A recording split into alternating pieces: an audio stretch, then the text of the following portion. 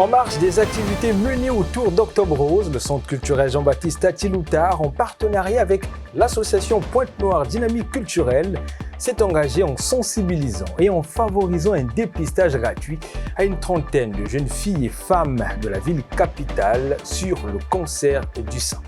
Et puis la collaboration entre le projet Impala, engagé dans la promotion du documentaire africain, les ateliers Varon et DocMonde de France, la mairie de Pointe-Noire ainsi que l'université UAD a porté ses fruits, nous racontera Franck Chamat dans ce journal. Bonjour, bonsoir, bienvenue, je vous retrouve dans le développement.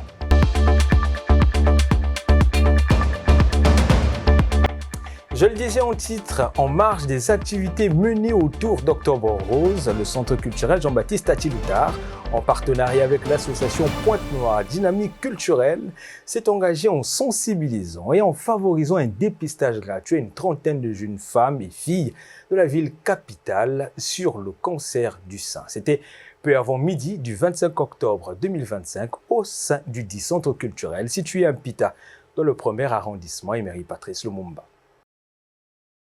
Elles ont bravé la peur, dépassé les stéréotypes et souvent véhiculés dans les rues et sur les réseaux sociaux, animées par une même volonté, celle de comprendre pour mieux se protéger. Face à elles, ce matin, le docteur Jean-Victor Mambou, médecin gynécologue. Avec des mots simples, il a su rassurer, mieux expliquer la maladie.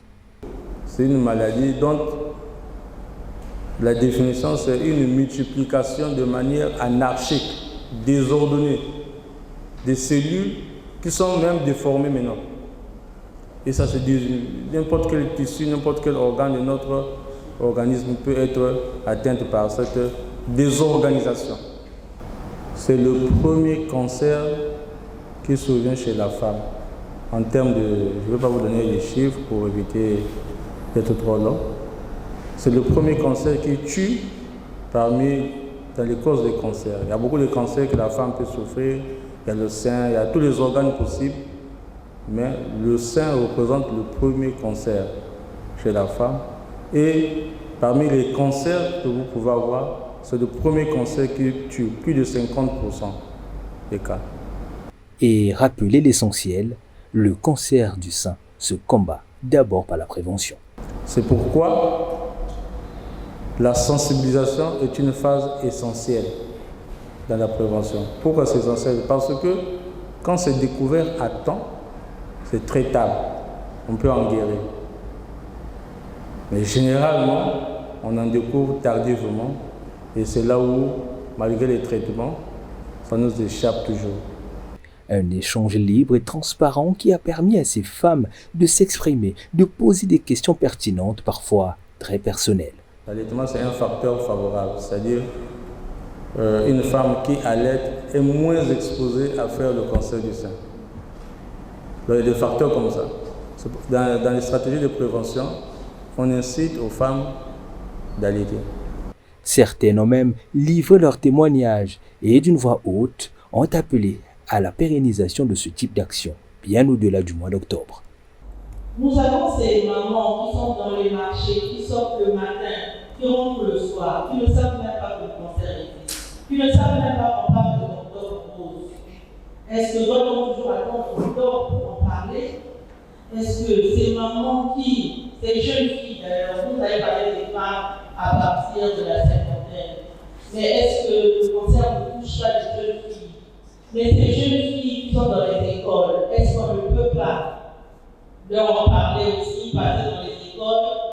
Juste après la phase de dépistage, Jennifer Malanda s'est satisfaite de ce moment particulier et n'a pas hésité d'adresser un message à ses consoeurs et mères. Pour ce que j'aimerais dire auprès des jeunes, nos mamans, nos tantes, je dirais tout simplement, c'est très bien de savoir comment se propage cette maladie, de savoir comment on se traite cela et de se faire dépister. Et en ce jour, j'ai appris comment palper un sein pour détecter si je suis atteinte du cancer.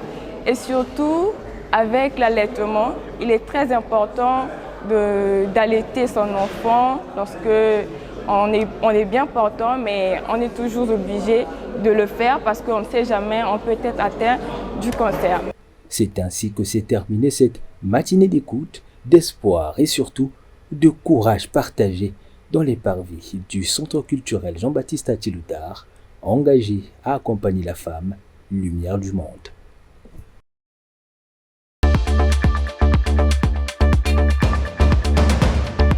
Vous êtes animé par l'envie d'aider ceux qui sont dans le besoin ou d'accompagner des jeunes filles et garçons désireux de poursuivre leurs études. Le Gala Charity Gospel Live est sans doute la réponse à cet élan du cœur. Une initiative portée par le collectif chrétien Gospel sans frontières avait pour objectif, lors de cette première édition, de favoriser la scolarisation de 50 enfants, sinon de 50 jeunes défavorisés. Trésor Mbani, coordonnateur du collectif, nous explique. Alors, le Charity Gospel Live est le gala de charité organisé par le collectif Gospel sans frontières que j'ai le privilège de coordonner, qui est organisé dans le but de mobiliser des fonds et surtout des moyens, on va dire, financiers mais matériels, pour accompagner des jeunes et des enfants défavorisés dans le cadre de notre programme Gospel Care qui consiste à la scolarisation dans un premier temps d'enfants et de jeunes défavorisés. Alors, la religion pure et simple, sans tâche, on va dire, consiste à assister les veuves et les orphelins dans leurs afflictions. C'est pour nous une mission, c'est vraiment une mission divine que nous avons reçu, le moyen pour nous de toucher au cœur, de promouvoir l'évangile donc de Christ, c'était de toucher au cœur des personnes dans le besoin afin de leur annoncer l'amour de Christ. Voilà, donc Gospel sans frontières est un collectif. Collectif parce que nous n'avions pas réuni toutes les conditions juridiques pour être une association. Nous avons voulu fonctionner comme un collectif dans un premier temps parce que ça nous permettait déjà de lancer nos activités. Ça fait 8 ans que le collectif Gospel sans frontières existe. Nous avons jusqu'ici organisé des concerts qui consistaient à mobiliser des fonds, des ressources, de l'argent et quelques moyens matériels pour accompagner les personnes dans le besoin. Nous avons notamment lancé des SOS pour assister des personnes en situation difficile, en situation de maladie, et puis organiser des concerts, voilà, donc pour aider à la scolarisation d'enfants. Et depuis l'année passée, nous avons organisé lancé l'opération Gospel Care qui consistait donc à scolariser les enfants en difficulté pour les emmener à l'autonomie. Le but pour nous est de lutter contre la pauvreté générationnelle parce que ces enfants sont nés ou grandissent dans des milieux difficiles, dans des familles défavorisées et si nous ne brisons pas cette chaîne-là en leur donnant accès à une formation qui puisse les rendre capables de se défendre dans le milieu professionnel. Et nous le croyons, la pauvreté sera perpétuée dans leur famille, dans leur environnement. Et nous voulons casser ça. C'est la mission donc, que Dieu nous donne au travers de l'opération Gospel Care. Cet événement se tiendra le samedi 1er novembre à 16h au musée Cercle africain de Pointe-Noire. La collaboration entre le projet Impala, engagé dans la promotion du documentaire africain, les ateliers Varon et DocMonde de France, la mairie de Pointe-Noire ainsi que l'université EAD a porté ses fruits. De cette synergie sont nés des films et des cinéastes venus des deux Congos, du Gabon et de la Centrafrique, qui ont brillé lors de la soirée de remise des attestations organisée samedi dernier dans la capitale économique. Franck Chamat était là pour nous. Une salle assombrie et des écrans qui font défiler plusieurs films, essentiellement tournés à Pointe-Noire. Des œuvres qui, minute après minute, reconstruisent les réalités de notre quotidien.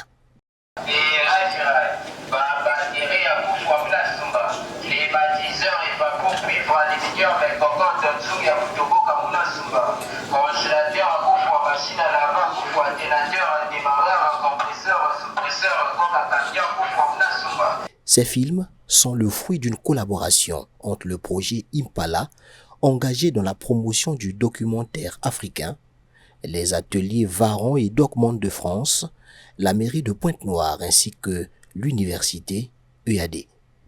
Beautrésor Kouta, président du club des cinéastes du Congo. soir, nous sommes en train de faire la restitution de 8 films courts-métrages documentaires de création qui ont été réalisés par des jeunes réalisateurs congolais, centrafricains, gabonais et congolais de la RDC aussi, qui sont venus avec la participation du Togo aussi et qui ont été formés par des réalisateurs français et un réalisateur de la RDC, Amadji Djodo de la RDC et Yves de Peretti de la France.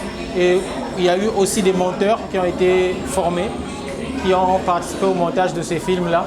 Et là, nous avons eu Gilles Volta et Nora Kassipus Penda qui sont venus de France pour former ces jeunes sous un projet qu'on appelle le projet Impala. Au total, 8 films ont été réalisés par de jeunes talents, pour la plupart novices dans le domaine au départ. Yves de Peretti, représentant des ateliers Varan. Donc moi je suis cinéaste et formateur aux ateliers Varan, qui est une école de cinéma dont la particularité c'est de monter des ateliers dans le monde entier. C'est-à-dire d'aller dans des pays où il n'y a pas d'école de cinéma, où il n'y a pas de grande tradition cinématographique, et d'apprendre de façon très concentrée sur très peu de temps à des jeunes réalisatrices ou réalisateurs qui ont envie de s'exprimer avec le documentaire, voilà, disons de les mettre au cœur du documentaire, de les apprendre, voilà. Et c'est une école qui existe depuis longtemps et qui a une pédagogie très très forte, très intense. À l'issue d'un travail jugé réussi, une remise des attestations est venue couronner la formation, pour le plus grand bonheur des participants.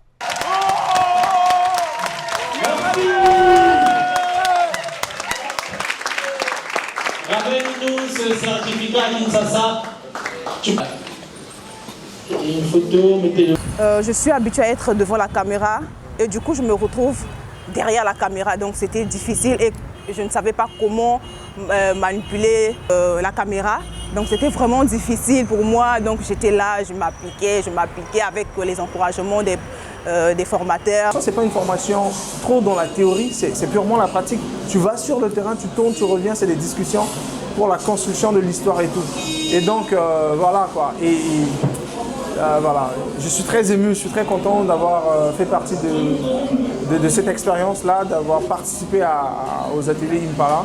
Ce soir, les étudiants de l'école africaine de développement sont également mis à l'honneur pour leur engagement avant, pendant et après la formation.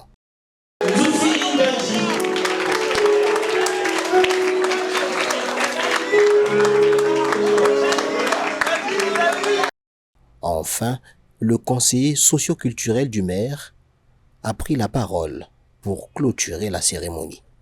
Recevez donc, au nom de Madame la présidente du conseil départemental et municipal, maire de la ville de Pointe-Noire, Madame Evelyne Chichene Mouipoiti, nos félicitations et notre admiration et aussi notre promesse de vous soutenir. Les ateliers Varan continuent ainsi de partager leur savoir-faire dans les pays où le cinéma reste encore en développement, contribuant à faire émerger une nouvelle génération de documentaristes africains.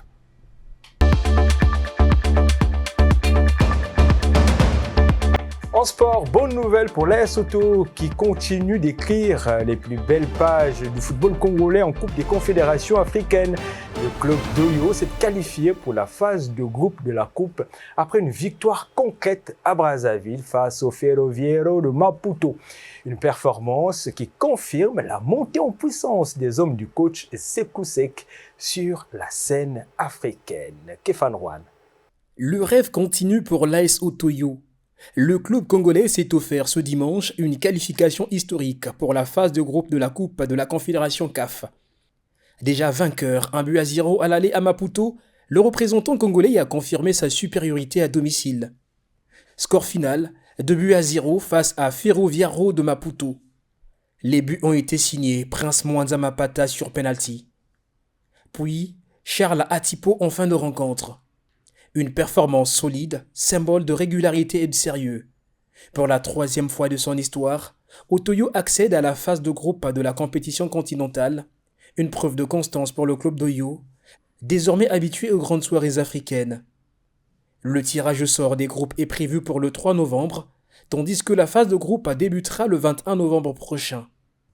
En attendant, les Bleus et Jaunes savourent cette belle qualification, fruit du travail, de la discipline et d'un collectif bien huilé.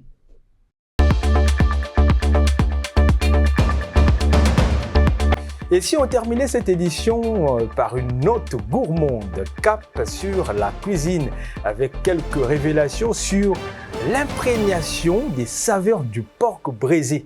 Car la cuisine, au-delà de l'art, c'est aussi une véritable science des sens.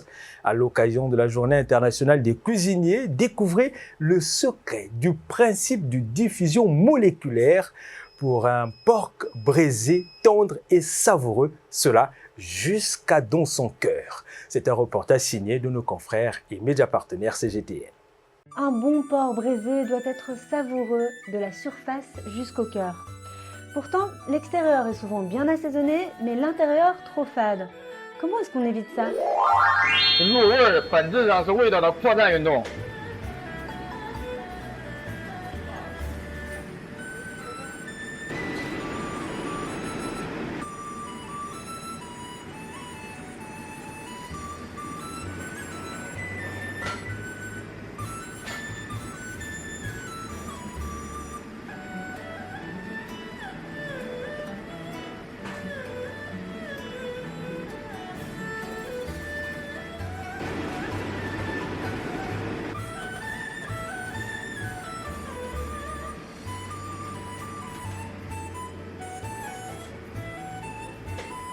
Tout s'explique par la science.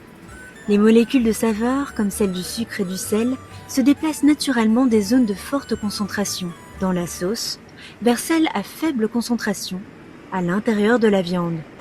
On assiste au phénomène de diffusion. Et pourquoi ajouter le sel et le sucre si tôt? Eh bien, c'est pour leur donner le temps de courir ce marathon jusqu'au cœur de la viande. De plus, il crée une pression osmotique qui aide à desserrer les fibres musculaires de la viande, ce qui permet une imprégnation plus profonde et plus rapide des arômes. Une cuisson longue et douce est donc la clé.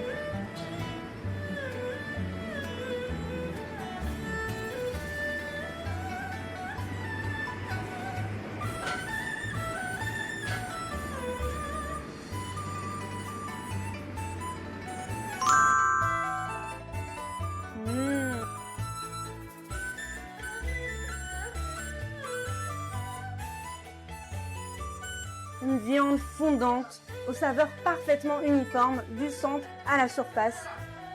La science nous le confirme, pour que les saveurs soient bien imprégnées, il faut leur donner du temps dès le début.